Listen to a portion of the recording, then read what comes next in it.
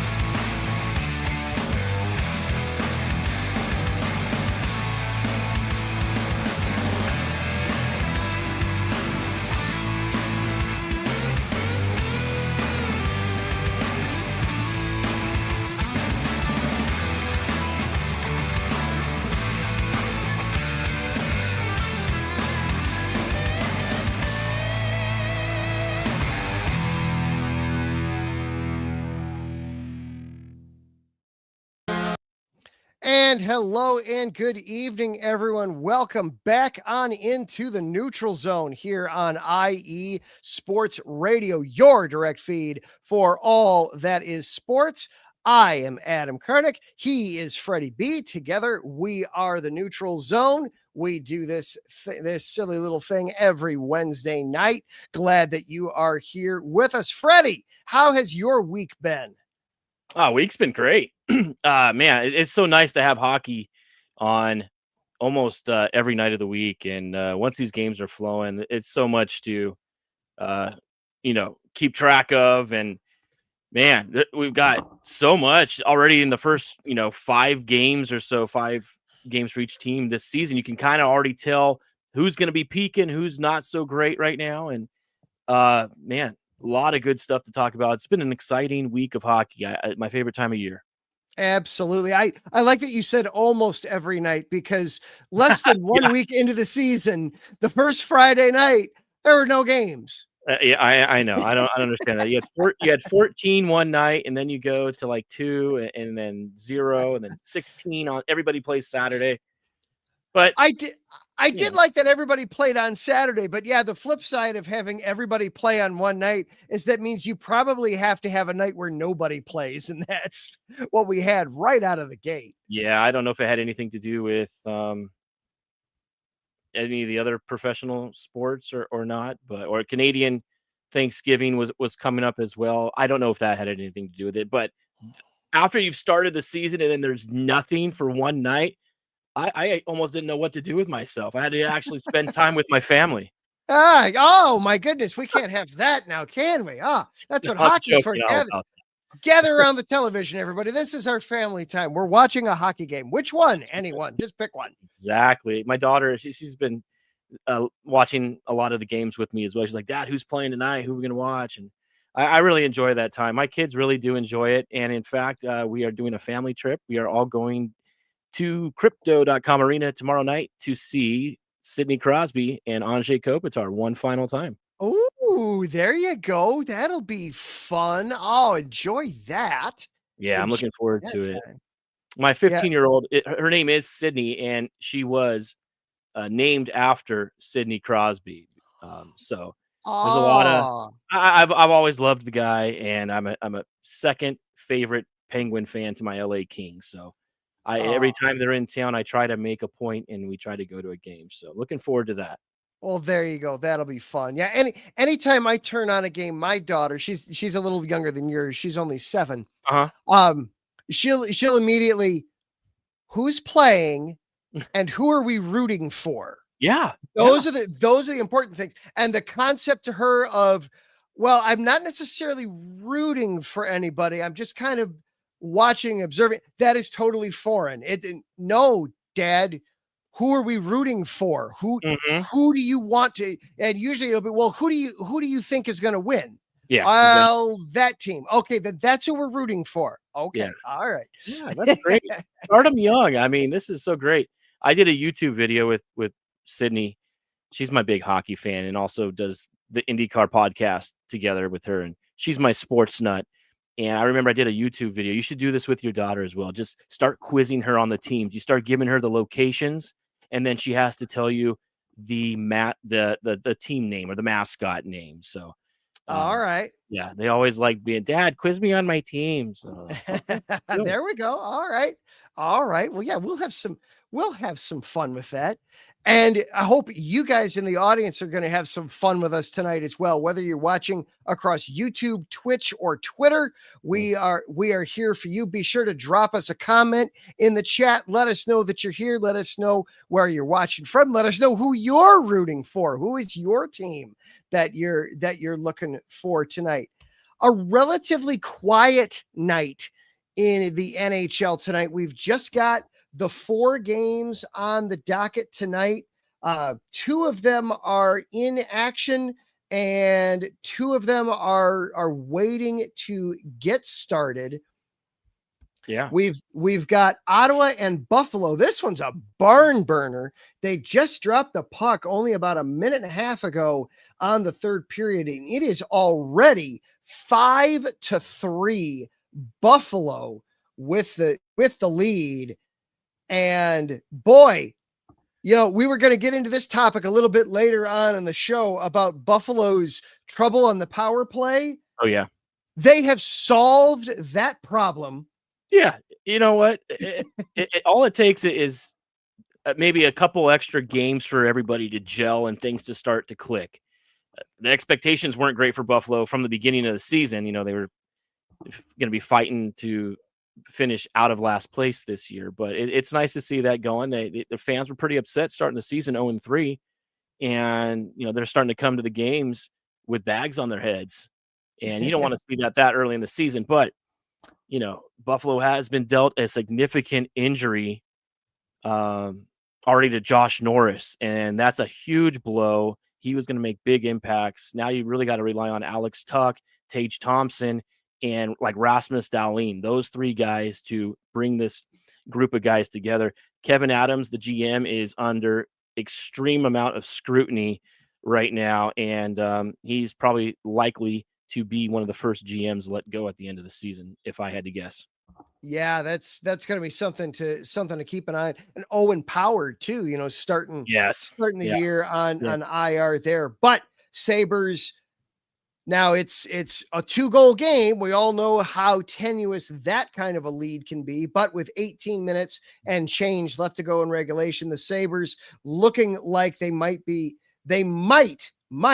able to hang on and get that win tonight at home, get that first win of the season there. Elsewhere in the NHL right now, we've got the big game of the night right now. The defending champion Panthers up in Detroit taking on the Red Wings. And right now it's the Red Wings getting the better of the Panthers right now, 2-1, the score in that one. Goal scorers, Brad Marchand, the lone goal scorer for the Panthers. Patrick Kane converted on the power play for the Red Wings, and Mason Appleton also his second goal of the season. It was 2-0 Detroit. Marchand late in the second cuts the lead in half to 2-1, but still Detroit looking impressive with about 12 minutes to go in regulation right now, out shooting them 20-16 also.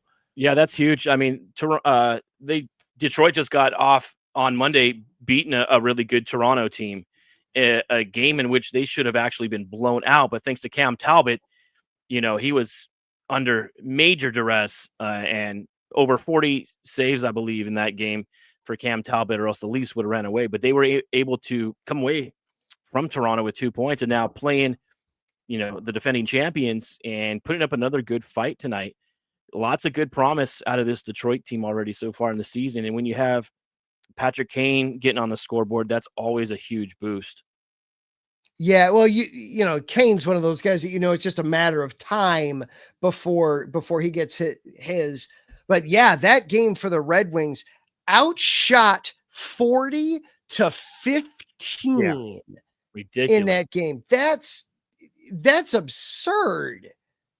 Yeah, and like I said, Cam Talbot made some significant saves, and they were up 2-0 in that game. Toronto came back to start the third, got 2 quick goals, and then Toronto gets like the Red Wings get a fluky goal at the end of that game and end up winning it 3-2. But it just shows you that you can be outplayed statistically on the ice, you can be outplayed physically on the ice, but if you score more goals than the other team, that's all that really matters. Yeah. Oh yeah. And yeah, if I didn't tell you the score of this game and we just went through the box score and the summary there, you would say, the Maple Leafs absolutely throttled the floor of them, outshot them 40-15, dominated the face-off circle. 37 out of 61 face-offs were won by Toronto.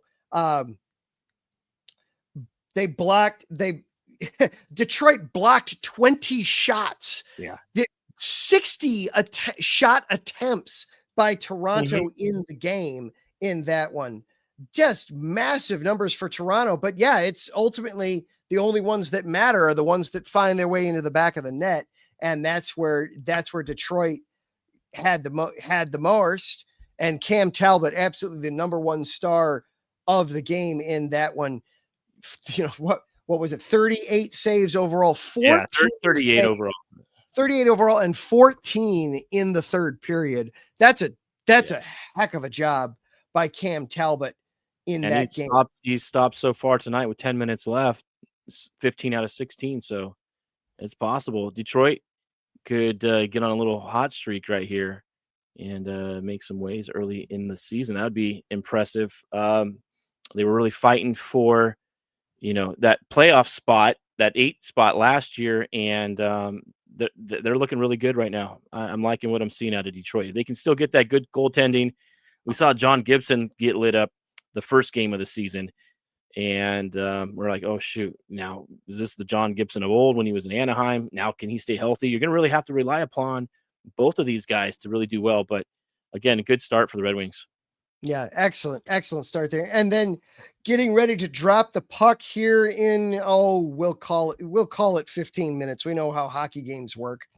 We've got the Calgary Flames out in Utah getting ready to take on the Mammoth. Both of those teams looking for their second wins of the season. And then the other big game over on TNT and HBO Max, you've got the Blackhawks looking for their second win of the season as they're down in St. Louis taking on the Blues. The Blues have gotten 4 points in their first 3 games. You got to be excited if you're the Blues. Well, let's dive into that game for a moment, the Blackhawks and Blues, because there was big news concerning the Blackhawks today that I wanted to get into a little bit. First of all, it's going to be Arvid Soderblom in net tonight for the Blackhawks. For the Blues, it'll be Joel Hofer, not Jordan Binnington, in net tonight. So battle of the backups in net tonight. Fair enough. I think St. Louis feels like they have this one in the bag. Just play their rough and tough style game, and they can probably handle it. And, you got to give Binnington a night off every once in a while. And this is a great opportunity for Hofer to get back in there and get some game action. Yeah. And I was going to say, on the one hand, it's an opportunity for the Blackhawks. Oh, wait a minute. No. This is exactly the opposite, where it's, hey, we're facing the Blackhawks. We don't need our number 1 goalie. We can go with the number 2 guy, and it'll probably still work. Yeah, I don't know. Does St. Louis have a back-to-back? Do they play again tomorrow? Let's look at that real No, it quick. doesn't look like it. So yeah, they're just a night off for Bennington. Just giving him the night, which, hey, nothing wrong with that. You'll take that. Yeah, after tonight, the Blues next play on no, they don't even play on Friday. They play on Saturday, I believe, is their next game. So they've got a little bit of time there to rest up there. So yeah, Saturday they are home against home against the Stars on Saturday. So yeah, they're giving Binnington the little bit of extra rest to get ready for that one, where they'll be facing Jake Ottinger for sure. Well, let's get into that one a little bit, because a big story for me today, the Blackhawks are going to be captainless for, we do not know how long. I was shocked when you messaged me earlier this morning and said, and told me about that. And that's huge, especially when you lose your captain. And hopefully you have more to the story, but hopefully everything is okay and we can see him back out there shortly. Yeah. So for those who have not heard the story, Chicago Blackhawks Nick Foligno is taking an indefinite leave of absence from the team. It is nothing to do with he and the Blackhawks. They are still on very good terms. It is for personal reasons. He has a daughter who's a little bit younger than your daughter, about 12 years old, who is having a follow-up surgery related to congenital heart disease. So Nick is taking time away from the team so that he can be with his wife, he can be with his daughter, he can be with his family. Besides the statement from the team, which I'll go ahead and just read it in full here. Nick Foligno is taking a brief leave of absence as his daughter Milana undergoes follow-up surgery related to her congenital heart disease. Nick nor the Blackhawks will have any further comment on this time. Milana just turned 12. She was born with this heart defect. She is the oldest of 3 kids with the Folignos. So as hard as it's going to be for the Blackhawks, I can get it. I could understand if Nick were to say, hey, hockey is now going to be my distraction with my family's blessing. Yes, I'm going to continue to be here so that I can focus on something. But at the same time, I don't fault him one bit. Go be with your daughter, be with your wife, be with your kids. That is 100% where you belong, where you should be. I do not fault him in the slightest for that. No, nobody should be faulting him for being there for his children. I would drop everything, at the drop of a hat for my children. And you would do the same thing, Adam. And that is what's most important. The business, his profession is playing hockey, and he will get back to doing that when that time is right. But he really needs, like you said, to be there in support of his family. It's got to be hard for the other 2 kids as well, seeing their older sister going through this. And it's thoughts and prayers to the Foligno family and all of the Blackhawks and the organization. Hopefully everything works out and we can see him back on the ice with a positive outset as well. Oh yeah, that first game back, if the Blackhawks know what they're doing, the Foligno family will be in the owner's suite, and Milana is going to have that front row spot so that the United Center can give her a massive ovation to welcome her and welcome her dad back onto the ice. But absolutely. But in the meantime, the Blackhawks are going to be without their captain, and just focusing on obviously this is one of those stories where obviously the sport takes a back seat, obviously, and that's how it should be. At the same time, what we should talk about is the hockey, though, to be fair. neither of us are doctors. We shouldn't dive into that aspect of it. So keeping with the hockey of it a little bit for the Blackhawks themselves, this does mean you're going to be without your captain. This is a team that has got some young pieces, but is still very much learning how to put things together. Connor Bedard's in his third season. Frank Nazar in his second season. You're starting to have some of Mikhailachuk and some of the other youngsters are starting to piece things together. But you look at some of the upcoming games and you do kind of wonder how much they're going to miss him. They're in St. Louis tonight. They then go back home to host the Canucks. On Friday, they play the Ducks. They also host the Ducks then on Sunday. And then they've got a little bit of time off.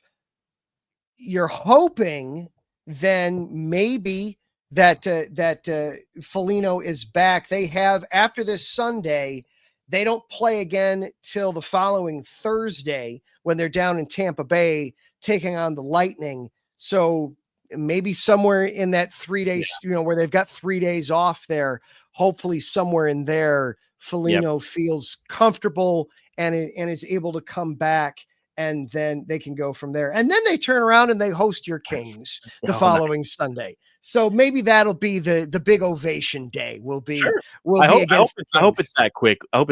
But back to the hockey side of things, a great opportunity for the Blackhawks to use this to rally around and kind of as a motivational tool to play up to the kind of play that their captain would expect them of, how he would play.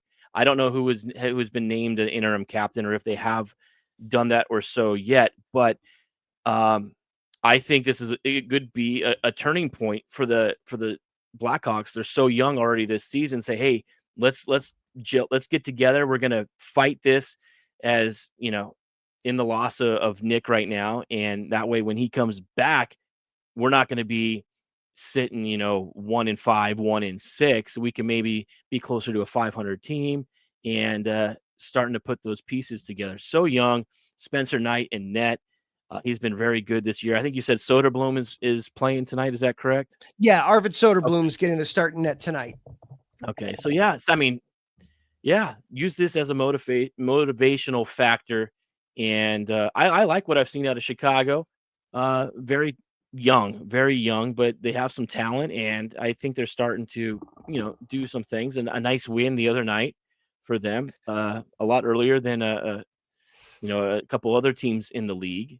And I want to see what they can do. See what Connor Bedard, what kind of leader can Connor Bedard be? Does he have that future captain in him? I want to see, what he can do. And, the hard game tonight, St. Louis, very good team. Yeah, that's a great point you bring up about Bedard, because Foligno has taken Connor under his wing very much since coming to the team. I mean, he was part of he was one of the big pieces when it was, hey, we're getting Connor Bedard. We've won the lottery. Yeah. We're gonna get him. We need to get a leader type for him. And Foligno has very much taken him under his wing. So yeah, this will be an excellent opportunity for Connor to kind of exert himself a little bit. The assistant captains are Jason Dickinson and Connor Murphy. We'll see what they step up and do a little bit with their leadership. In the meantime, the Blackhawks have made no announcements about naming an interim captain, and I would frankly be stunned if they did that. I mean, this is the same organization that went an entire season without a captain when Jonathan Taves was out with a medical condition. Yeah. So I would be stunned if they were to name some kind of interim captain. You've got Dickinson, you've got Murphy. Both of them are very strong leaders in their own right. And like you said, this could be a great opportunity for Connor Bedard to maybe step into those shoes a little bit and say, all right, guys, Nick, hey, Nick would not be tolerating this. Let's go. Come on. Let's keep his arm is stretched out. He's reaching back for that baton, and now is a perfect opportunity for him to take it and lead this team like they're expecting of him. And the fans of the Blackhawks are wanting him to do as well. Very good leader. You get to see him a lot more than I do. But yeah, I hope Chicago can do this. Yeah. Well, we hope absolutely the best for Nick Foligno and his family. His daughter Milana is who's having the follow-up procedure. Yeah. Sons Landon and Hudson, and then his wife Janelle. Best wishes, thoughts, prayers for all of them in this time. Something that you hope you never go through as a parent, but he's absolutely doing the right things. Yeah. Well, let's kind of reset the table here a little bit. We got through some heavy stuff. Let's talk some college hockey, shall we? We this time of year, and for those of you who might be new to the Neutral Zone, we try to make this as much for people who might be hockey curious as diehards. And so we sometimes cross mingle sports. I know that this time of year, college football is always the rage, and everybody's always looking for the upsets. If you like upsets, may I suggest you check out college hockey from the last week. Freddie, I will let you steer the ship on this one because you alerted me to it before I saw it. Oh my heavens. Mercy, good gracious, last week. Yeah, it was Tuesday the 9th. So, I mean, you had 3 of the top 4 teams in the country, including the defending champions, I think it was, right? And all being upset. The biggest one, I think, was Penn State, obviously losing at home to Clarkson, and huge upset in the world of NCAA hockey. To go along with that, the same night, New Hampshire beats number 2 Michigan State in another huge upset. And to top it off, let's just say Ferris State beats number 1 seed at the time, Western Michigan. Unbelievable. This is just the first week of the season. I love this. I love that we are seeing a lot more competitive hockey. You're from schools that you wouldn't expect to see. You got, obviously the Big Ten schools of, Michigan State, Minnesota, Wisconsin, and then you have the schools on the East Coast as well, who are always the dominating ones. But man, great start to the season. And if you're not a fan, now is the perfect time to start tuning in because college hockey is great. You watch the games on TV. John Buccigross does an amazing job of covering college hockey. You should follow him as well. And the crowds, the atmosphere at these things. Of course, we don't have any big college hockey here in Southern California. The closest thing to us is Arizona State. You think about Arizona State hockey. Yeah, they're ranked like number 15 in the country right now. They're doing fantastic. A program that has built out of nothing over the last 5 years, and now they are becoming a powerhouse in college hockey. But it's great. That was just the first week of the season. I expect to see the rankings and of the top 20 schools go up and down in order throughout the season. Nothing's set in stone right now. Oh yeah. So,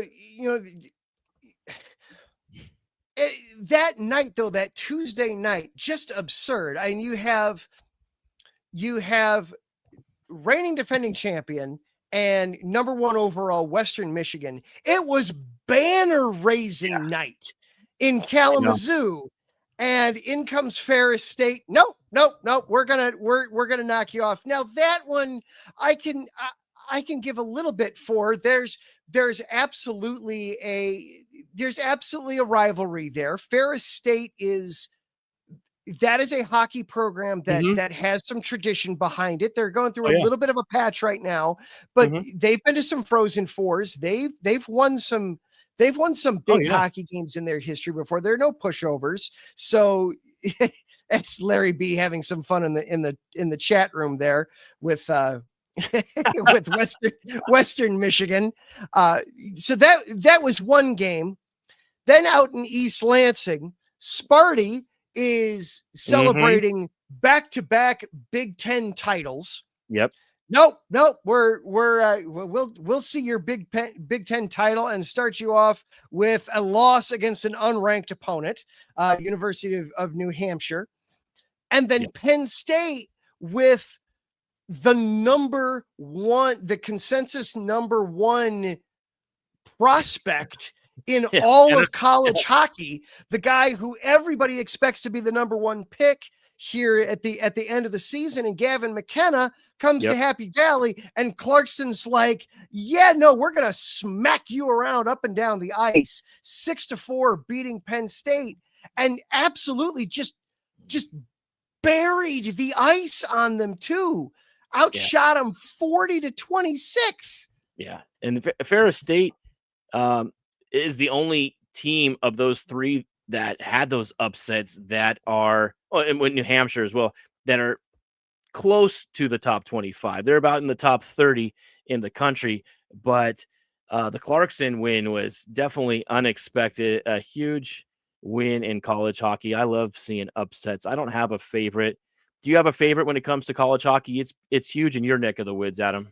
I don't necessarily have a favorite. I've got tons of wavering loyalties being a Michigander, Michigan and Michigan State. I loved the Western Michigan story from last year. I am an hour down the road from Western Michigan. So seeing that was so cool. And just naturally, the little engine that could stories are always ones that will grip to you as a sports fan. But I've got my wife's family all lives in Minnesota, so keep an eye on those and always look at those programs. It's the state of hockey, come on. Yeah. So always there's some affinity to those. Notre Dame is just down the road. That's got a really good hockey program as well. So I've got lots of little pockets of really good college hockey all around me. And then, to have Clarkston just come in and we're gonna go ahead and just upset you right now. That definitely jumped out and was a surprise. You were talking about what will happen with the rankings. I am now looking at the updated rankings for this week. So Western Michigan fell one spot. Not a huge fall for Western Michigan, and they still got 6 first place votes. Boston University is now the new number 1, moved up from 3 to 1. Western Michigan is 2. Michigan State falls from 2 to 3, so not a huge fall for Sparty. Michigan jumps all the way up from 9 to 4 and received 8 first place votes. They're off to a fantastic start there in Ann Arbor, 4-0-0 to start the season.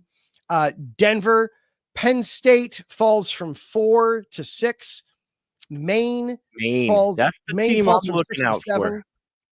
They're a sneaky team, and I think that the voters are feeling that way as well, as they're also garnering first place votes, although they're only 2-0 on the season and ranked 7 in the country, but they are garnering first place votes. I think Maine might be a school that we should watch out for. Always producing fantastic players. Paul Correa probably being the best that I've ever come out of Maine, and just I look for them. Really good. Boston College up there again. We see a lot of defending champions up there. The other big faller to this point would be Providence, falling from 7 all the way down to 14. A rough week for Providence. They went 0-2-0 on the week. The one that really gets me, Cornell fell one spot in the rankings. Haven't played a game. Cornell hasn't played a game yet. But boy, that was a rough week where they didn't play any games, but we were wrong about you. You're not 17, you're 18. Sorry, Cornell. Our mistake. We got to fix that apparently on there. But so not massive falling in the rankings for Western, Sparty, or for Penn State. They all stay in the top 10. All three of them continue to garner first place votes. Penn State only just one first place vote, as opposed to Sparty and Western both getting multiple votes in there, but still they're ranked in the top 10. That is one area where hockey definitely is not like football. You can survive having that rough upset and still be able to rebound and have good things come out of the season. Yeah, big matchup this weekend is going to be Michigan State at Boston University. So that I'm looking forward to that game. If I'm around, I'm going to try to watch it live. If not, I'm definitely going to watch the replay of that. Another big game, Minnesota and North Dakota, two top 15 teams as well. UConn, Ohio State. We have some head-to-head contests this week. Maine and I don't even know how you pronounce it. Quinnipiac, right? Yes. Yeah. That one's, you definitely have to practice it. Yeah. And I'm checking the schedule here. Are Sparty and Boston, are they doing a doubleheader there in Boston, or is it just the one game? It looks like it is. Are they? They are spending the weekend. They're spending the weekend in Boston. So yeah, Friday and Saturday. Those will be two outstanding games there. Oh yeah, those will be outstanding. Great games to watch. Absolutely some good ones there. So to that, yeah. And if you, like I said, if you're not a college hockey fan, just tune in. Start Cornell on that Raiders stuff. Come on. Larry having some fun with that. He's excited though for the Bean Pot in February, Boston College versus Boston U. That's always a good one in college hockey as well. Absolutely. All right, we've got one more segment for you on the show here tonight. But before we get to it, we are going to take for ourselves a quick little break. And on the flip side, yes, we know it's only a week into the hockey season, but there's been some crazy stuff. We're going to overreact to it. We're going to have some fun. Weigh the puck too early, but we're not going to let that stop us. This is the Neutral Zone here on IE Sports Radio, your direct feed for all that is sports. We'll be right back after this.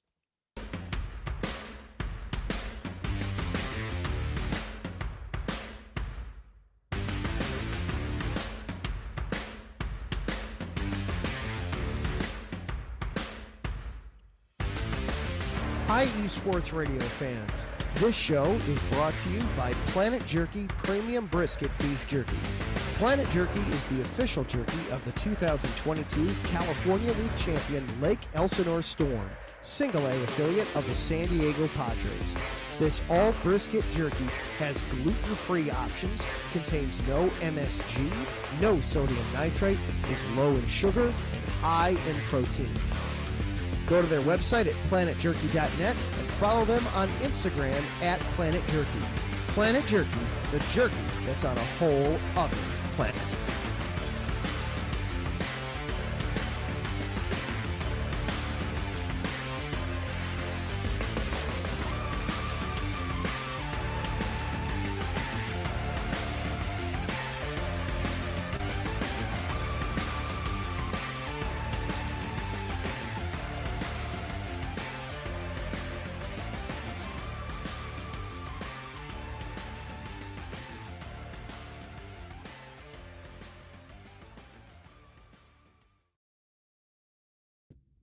Rise and shine. It's 4 a.m. The stars are still out. The sun is beneath the horizon, but it's time to punch in and go to work. The comfort of your warm-ups turns into the grinding out of your reps as the clinking and the clanking of the plates create a symphony of euphoria. There's no other feeling like it. Earn it, burn it, and take what's yours. IE Sports Radio has proudly partnered with Vital Apparel, a brand that not only fits great, but also promotes and donates to mental health research. Use our code IESR to get 15% off their comfortable and inspiring gym wear and help them on their amazing journey to support mental health. Go hard, take part in your iron therapy, and be strong. Because when your mental health is as strong as you are, there's no telling how far you'll go.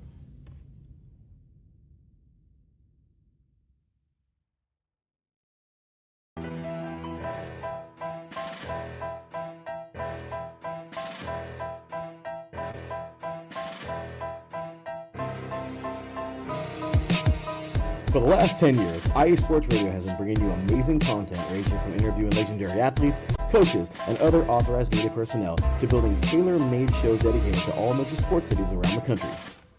Make sure to follow us at IE Sports Radio on X, Instagram, Facebook, TikTok, and YouTube to keep up with the latest in sports and with all of our shows.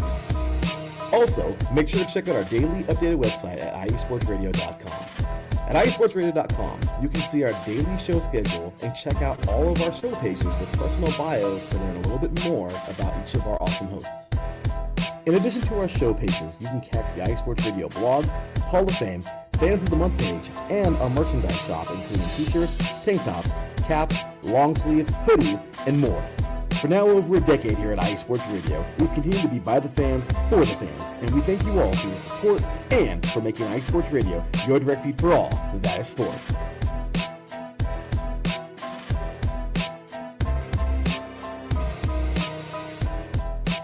And welcome back on Into the Neutral Zone here on IE Sports Radio, your direct feed for all that is sports. Adam and Freddie back with you here as we are having some fun here. The season is officially underway. We've had our first week. We've had a couple of games go final, and they were... I don't think that either of us expected these finals tonight, Freddie. What have we got going on in the two games that have gone final? Well, we could say the Buffalo Sabres pick up their first win of the season, and they double up Ottawa 8-4. Adam, one of our key points that we were going to talk about was the anemic Buffalo power play to start the season, and they end up getting 3 power play goals tonight. Big win, huge bounce back. Like I mentioned before, losing Josh Anderson, huge blow to the team. Ottawa, on the other hand, had a big blow as well. They lost Brady Tkachuk with a hand injury. His timetable uncertain right now. I guess waiting on the results of his MRI and whether or not surgery is going to have to be performed there. But a big win for the Sabres. They are on the board with 2 big points there. Ottawa, rough night for them. And then our second game that went final was Detroit ended up winning 4-1 over Florida. So back-to-back big wins, like we said, for the Red Wings. Good stuff. The other 2 games just about to drop the puck if they haven't already. Let's see here. The Flames and the Mammoth tied at 0-4 minutes in. The Blackhawks and the Blues are taking their time. It's a hockey game. You know, when they say 9:30, as long as they get started by 10, they're starting on time. Buffalo. I want to segue into our next topic here. Can we just go into this? Absolutely. Let's dive into this. So we're going to have some fun here on the show here tonight. Yes, we are a week into the season. A week into a marathon season, a marathon sport like hockey, where you're going to play 82 of these things, can lead to some absolutely bizarre and ridiculous numbers a week in. And yes, of course, you should take them with a grain of salt. Does that mean we're going to? Heck no, of course not. Where's the fun in that? So instead, we are going to have some fun tonight with Weigh the Puck Too Early. We are looking at stats, scores, trends, things that we noticed a week into the season that, if they were to continue, would absolutely be a massive cause for alarm. And the first one we had on the docket was that before tonight, Buffalo hadn't scored on the power play yet. They were 0 for 10 on the season to start on the power play and looked absolutely abysmal while they were doing it too. I just multiple possessions where it was they didn't even get off a shot, figure out who was quarterbacking the thing, all sorts of trouble with it. But then tonight, tonight chosen happened. Yeah. They scored 8 goals tonight, Adam, and that takes us into the next. They scored more goals in one game that the New York Rangers have scored at home over 3 games. I can't wait. need to talk about this Rangers. Buffalo, good job. They got that power play going. There's a few other teams, including my Kings, that really struggle on the power play. Hopefully they need to get that thing going, or else it's going to be bad news. Anaheim Ducks looked good on the power play last night against Pittsburgh. I'll tell you that. Some teams are looking really well. Some teams are, and it's one of those two where a lot of times with the power play, once you get that first one, the floodgates open and the situation rights itself. And that's what you see tonight as the Buffalo Sabres score 3 times on the power play. They had a total of, as I'm getting back to the full board here for the game. There we go. Scored 3 times on how many attempts did they have? They had 5 attempts, so they went 3 for 5 on the power play tonight. I'd say they 60% clips, nice. You'll take that every time. The New York Rangers would take anything at this point at home. Getting shut out not once, not twice, but 3 times at home. Freddie, I know you were so happy to see this one when it came up. You know what? I don't know what to make of the Rangers. I thought that this was going to be kind of I don't know what to expect. They had such a bad year last year, and they bring in Mike Sullivan to coach the team. They still have Shesterkin as goalie. A lot of the key guys still there, and they can't do anything offensively. And I mean, they just got shut out again for the 3rd time to start the season. That's an NHL worst mark to start a season, with 3 straight home shutouts like that. I mean, they got beat by Stuart Skinner of all guys yesterday, and we know Skinner, isn't Martin Brodeur or Patrick Waugh out there, but yeah, man, tough sledding for the Rangers right now. They lose Vinny Trocheck as well. He's out with an upper body injury. He's week to week, but they haven't really lost a lot of players due to injury or anything like that. They just can't put it together, and it's starting to fall on the shoulders of JT Miller, who is the captain of the team, and Adam Fox, who I said before are the 2 main guys that they really need to focus around. How long before we start having those Panarin talks with his contract? They may be looking to move him probably sooner rather than offering him a contract to stay. I think he's gone, but I wouldn't be surprised if the Rangers' woes still continue, that they start looking to ship Panarin. It wouldn't surprise me. So the Rangers have played 5 games, 3 of them at home. They've been shut out in all 3 of those, and 2 on the road. They shut out the Sabres in their first 4 game, which means in 4 of their first 5 games, only 1 team has scored. Yeah, incredible. And in the 5th game, they won that when they beat the Penguins in a rematch 6-1. Yeah. So all kinds of just strangeness going on. The third one to me, as we go through these for the Rangers, Stuart Skinner. Yeah. Stuart bleeping Skinner. Yeah. Shut out the Rangers. Now, I know Stuart Skinner and all Edmonton. I know Oilers fans are going to jump on board, and hey, when he's hot, he can be hot. And you're absolutely right. The problem is when he's not, he can be an open door is the other problem. So to be shut out by the Oilers, that's and Tristan Jarry on opening night as well. I mean, yeah. So just troubling things there with the Rangers. They're next. They're next. They're on the road in Toronto on Thursday night. They stay in Canada and play Montreal on Saturday. Their next home game is against the Minnesota Wild on Monday night. That could be 2 or 3 losses right there as well. I mean, man, Minnesota is a good team, especially a road team, and they play those back-to-backs up in Canada. The one that absolutely unequivocally after they host Minnesota, they stay at home and they host San Jose. If the Rangers do not score against San Jose, Yep. burn the whole thing down, trade everybody. Oh my gosh. Throw it to the wind. Throw it to the wind. Sorry, Rangers fans. It's over. It's done. Sayonara. It's not. I mean, if that offense could just do something, their goaltending is phenomenal.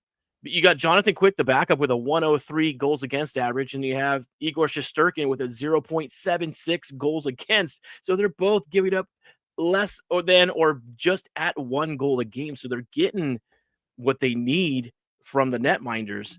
They just need to start, putting some pucks in the net. And I don't know. I don't know what it is, but something's got to change in New York, because those fans are not going to be coming to games, and they're not going to be very happy. They booed them off the ice on opening night. And I can only imagine, if this team continues to struggle, that it's going to get worse. Absolutely. In the 3 shots, they've only given up 6 goals too.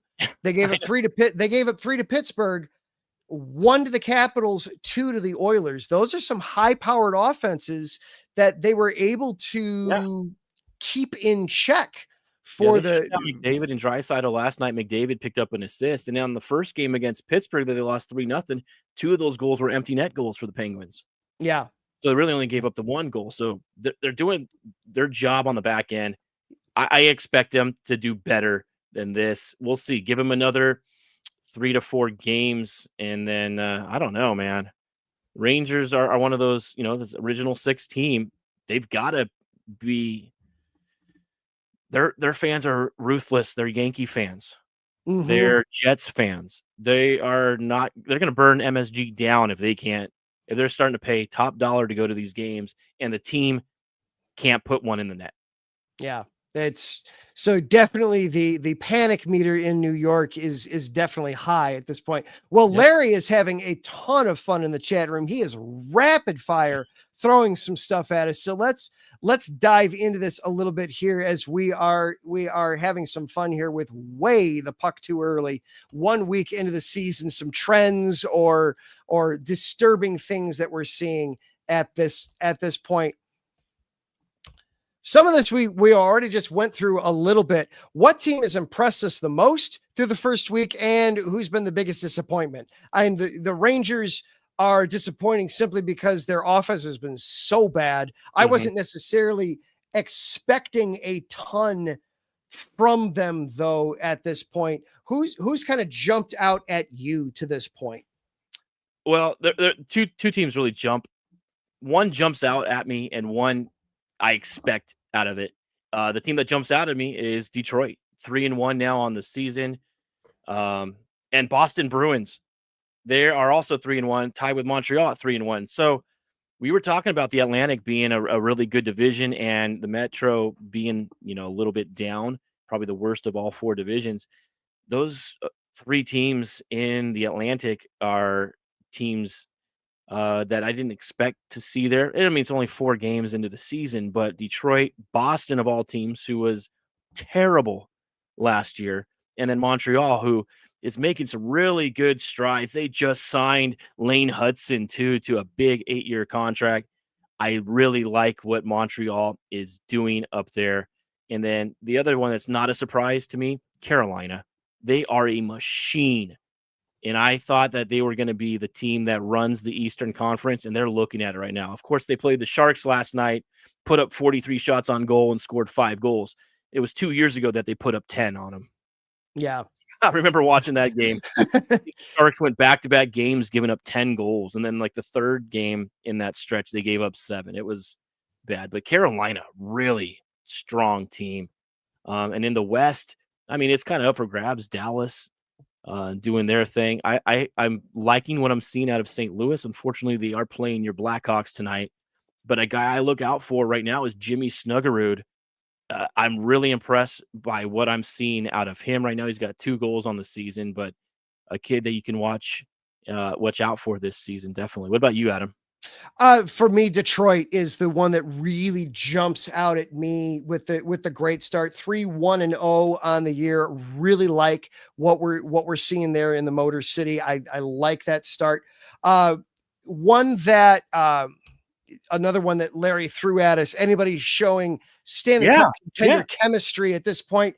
A team that immediately comes to me. You mentioned Carolina. I would 1,000% agree with them. I really like them in the East.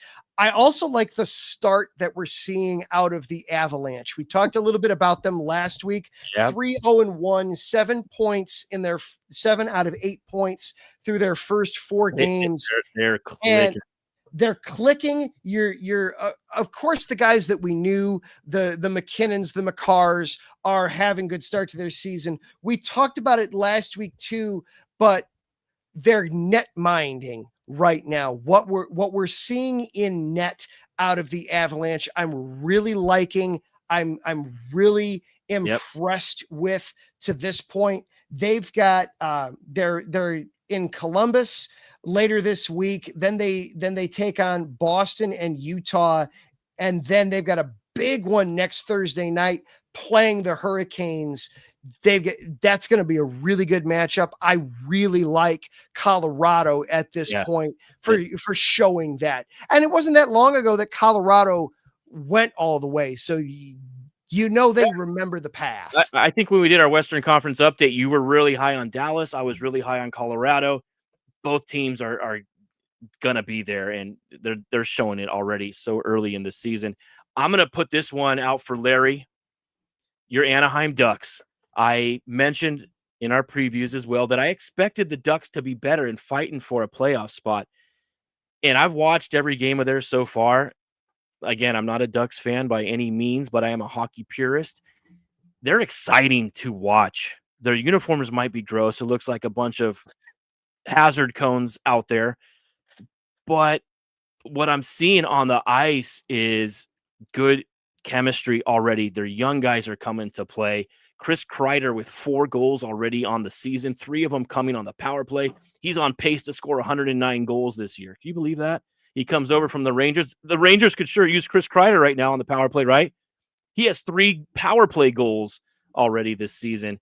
And he's back to that form when he scored over 40 or over 50 a couple of years ago, right?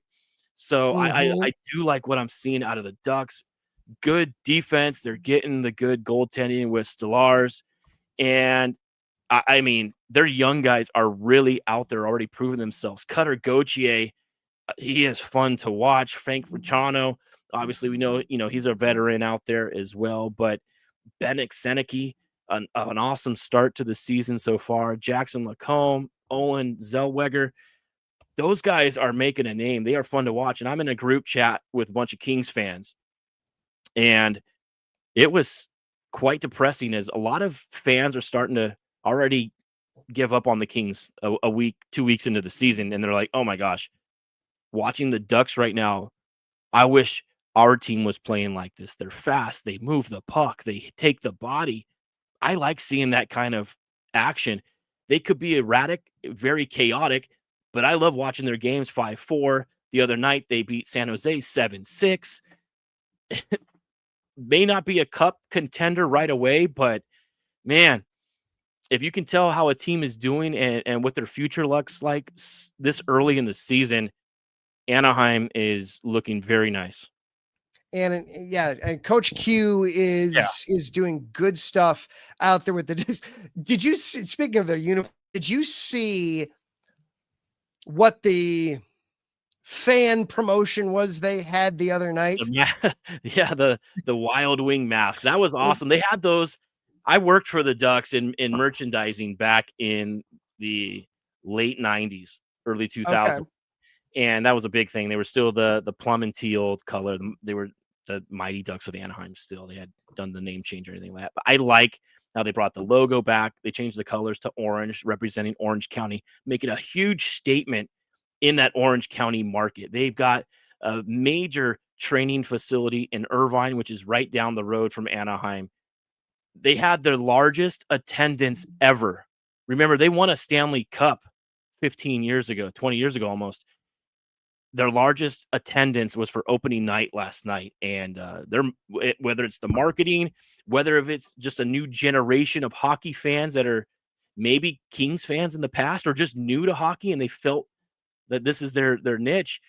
They're building something good. My wife, she's like, I still hate the Ducks. I can't watch it. I'm like, babe, but as a hockey fan, she's like, yeah, I know they look really good out there. I'm like, yeah, I know. I wish the Kings can do something like this. They're actually getting older in age, and the Ducks are exploiting their youth. They look great.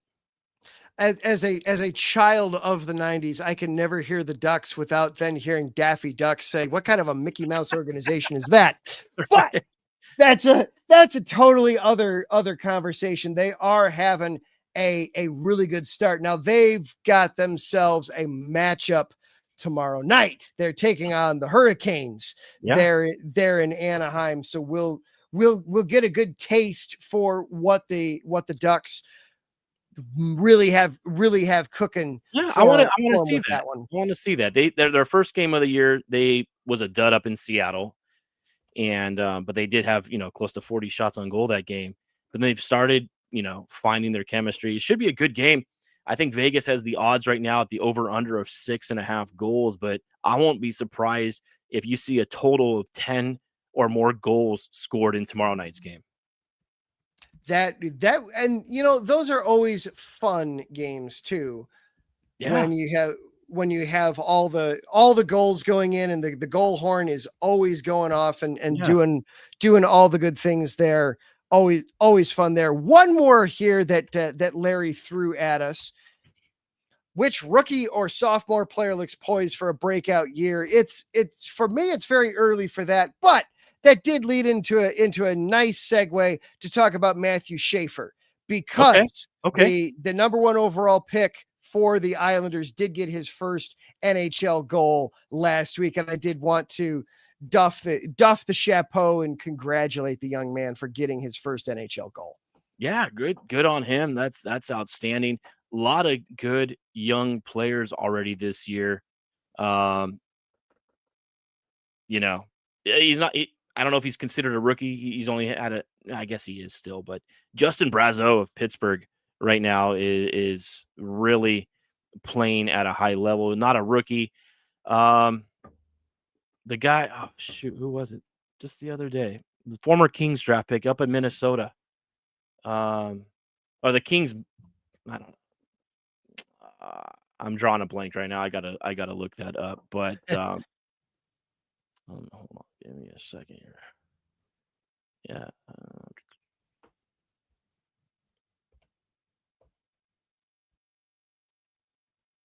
No, they might. While you're doing that. Oh yeah, Zeev Bouillon, the defenseman. Okay. Played. I think it was his first NHL game the other night against the Kings. Looked really good. He was a 6th overall draft pick. Kid I think is going to be pretty impressive. Adam, who else do you think so far rookie wise is making that impression? Nobody jumped at me this past week, but it's still very early. You're so many of them, you're getting your sea legs under you. That's it's early yet. They'll find their way. I don't think you're going to have too many guys get completely. Here's the top 5 right now in rookie points so far this year. So Zeev Bouillon, who I just talked about, it wasn't his first game. I'm sorry, it was his first game against the Kings, obviously. But 1 goal and 4 points. He's a -6 though, but 5 points, leading all rookies in scoring. Beckett Seneke out of from the Ducks with 2 goals, 2 assists. Jimmy Snuggerud, who I mentioned earlier in St. Louis, he is looking really good. I like what St. Louis is doing up there. Matthew Schaefer, a goal and 2 assists, and Arseny Gritsyuk with 3 assists for the New Jersey Devils are your top 5 in rookie scoring right now. There we go. And speaking of scoring, apparently playing both your backup goalies is not really working in St. Louis, where it is 2-1 halfway through the first. What? in favor of in flavor of the Blackhawks. So apparently just going with an all backup night is not really working for either team. But I imagine the crowd in St. Louis is having a good time with it. Mikheyev got his third of the season. Neighbors then turned around and tied it with his fourth. And then Luke Reichel got his first goal of the season for the Hawks to retake the lead. All three of those goals come within 2 minutes and 20 seconds of each other, too. That was quick. Quick turnaround on that. Yeah, 8 minutes left to go in the period. It could be the first of 5. Could win this one tonight. And then you've got Calgary up 1-0 right now on Utah. So lots of scoring, lots going on there in the NHL. Lots going on. And Utah had something to blow.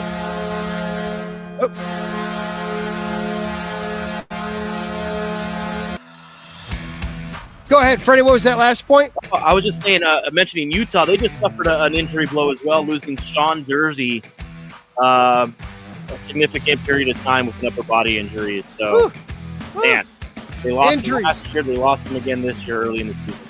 Way too many injuries. You never like to see those. Well, that is going to do it for our show here this evening. Big shout out and thank you to each of our sponsors. Planet Jerky Premium Brisket Beef Jerky, the jerky that's on a whole other planet.